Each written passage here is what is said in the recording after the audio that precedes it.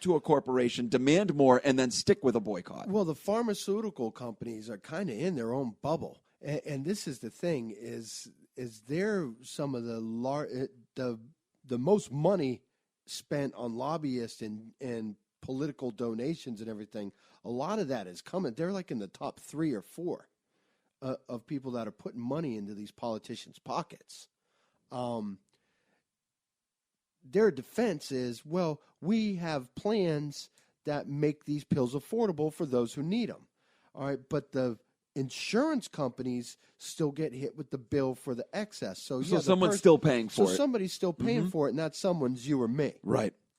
All right, well, why don't we leave that off there? We're right up against it for time, but don't go anywhere. I still want to have a conversation next segment on how passive and pervasive liberalism has gotten in this country, and how, according to a recent Newsweek article, if you are even just a rank-and-file Republican, you are automatically linked with such hate groups as the KKK.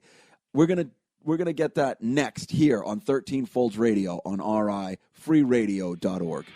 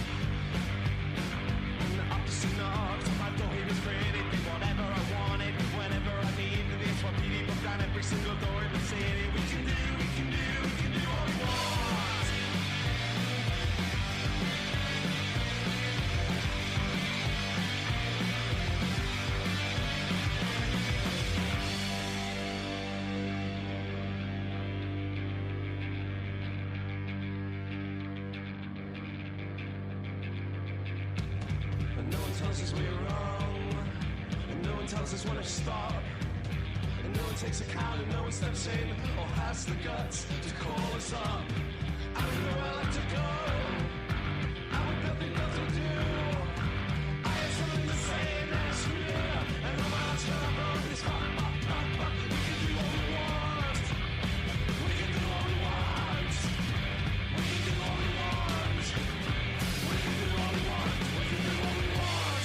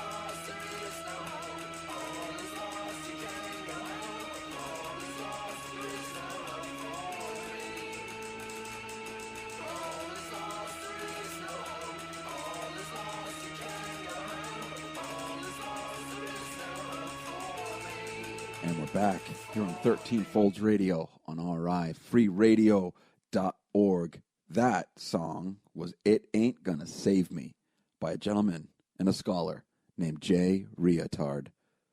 I'm actually embarrassed to even. Why would you play a song that makes me say that as the intro to our show? You know what? On that note, I want to give a quick shout out to our sponsors over at Canacare.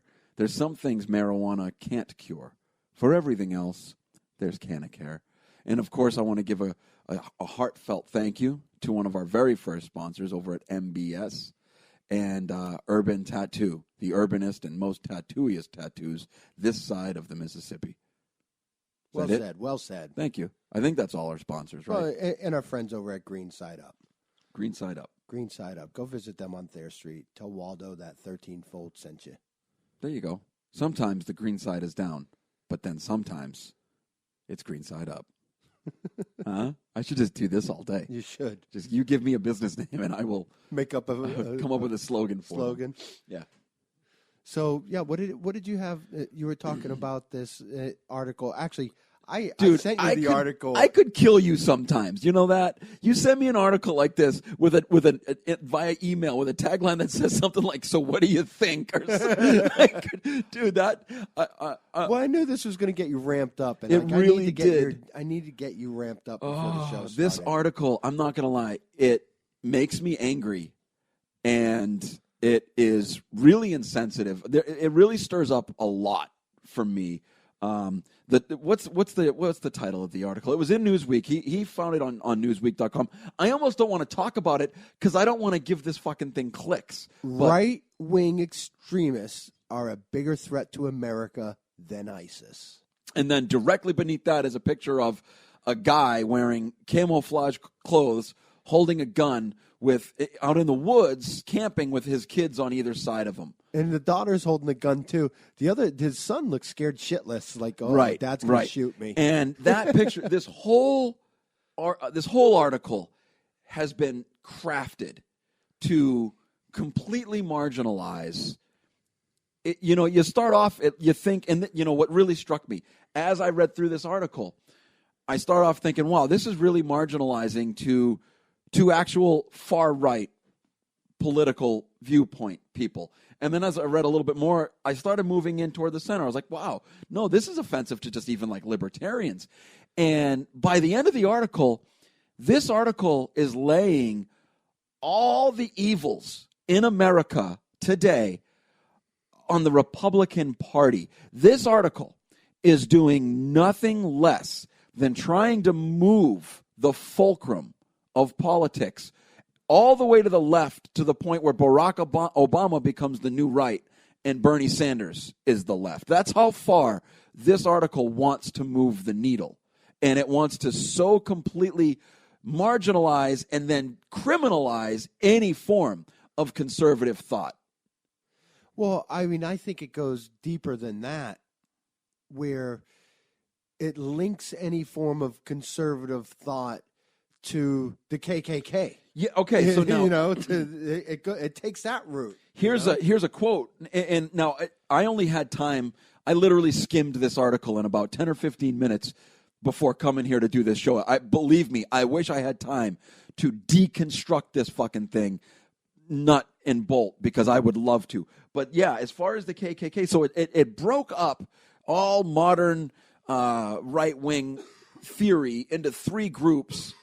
One of them was like, the New Patriots. Essentially, one of them, and they called it the granddaddy of them all, is the KKK.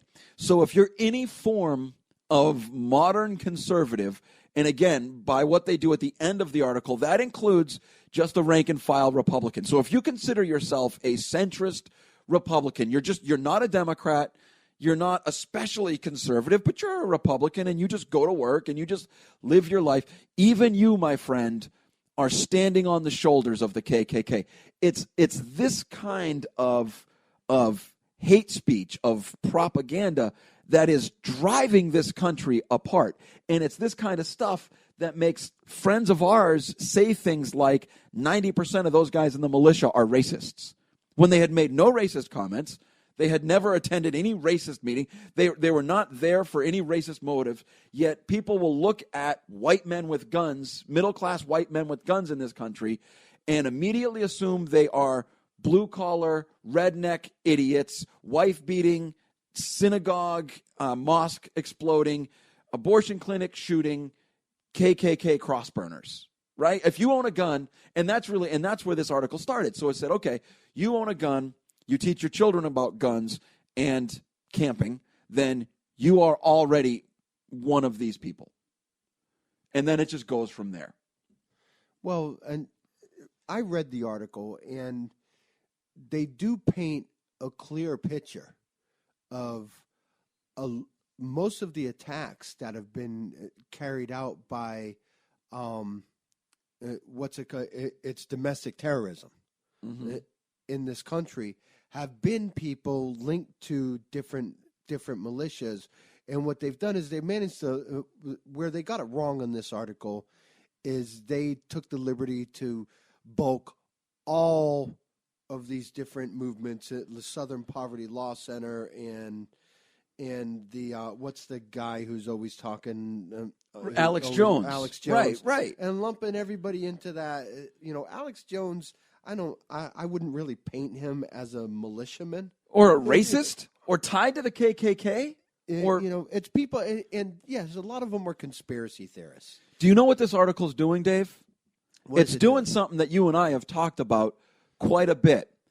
One of the signposts on the road to prohibition is articles like these that demonize what it is you're trying to make illegal or make something that you can't discuss or you can't have. You take isolated incidents. The first thing you said to me was, well, they talked about they tied in some really scary events, and that's just it. They found these events that were tenuously related, that were way out of context, way out of the norm, and used them or tried to use them as the skeleton that they were going to hang this entire argument on. Really what they're doing is they're demonizing an entire type of thought to move it so far into the extreme that it's not even something that at a respectable dinner party, anybody with some liberal is going to read this article this week. And on Super Bowl Sunday, someone who's more conservative than them is going to say a few things that in that person's mind puts them on this list. They're going to be a gun owner, or they're going to have a shirt that says, "Don't tread on me," whatever it is. And thanks to articles like this, they've armed people with all the ammunition that they need in order to turn that guy into an outsider, an irrational extremist. So, I don't know. I mean, imagine if this article said that the greatest threat, that a greater threat than ISIS is, and they used a lot of, these kind of quote, inner city lifestyle. And a lot of the same imagery, only instead of tying it to middle-class white guys, they were tying it to lower-class black guys. There would be cars on fire in the streets right now. Yeah, I can see that. The point is that they've taken, it's fear-mongering